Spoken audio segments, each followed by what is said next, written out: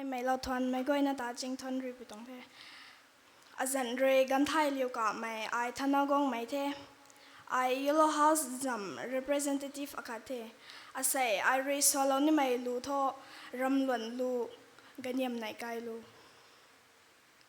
mai kai sian guai ka hao riao dai mon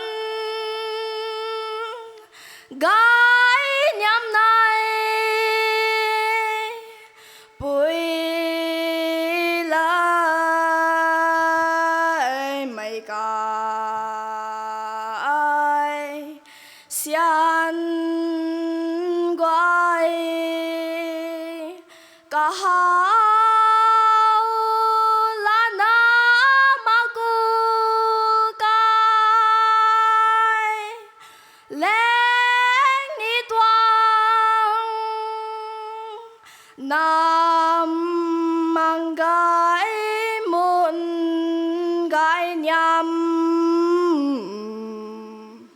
nai pui nang zu na ta nang pam nong ti bam mai gai mang zao gin pu kham khang xoan lau ti nang pam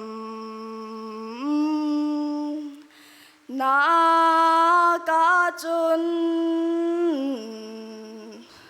su du kai luang khao mi lau pi man tai mu guai mu dạy man mang giáo gin bu cai guai quang dạy man bu châu he guai quang dạy man na ti si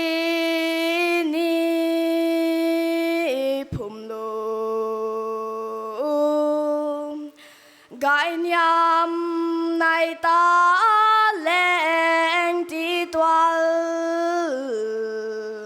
la gai da thân cơ thế. Thank you. That was from Yellow House, GANTHAILIU KAMEI. Your voice really captivated us. Thank you, GANTHAILIU.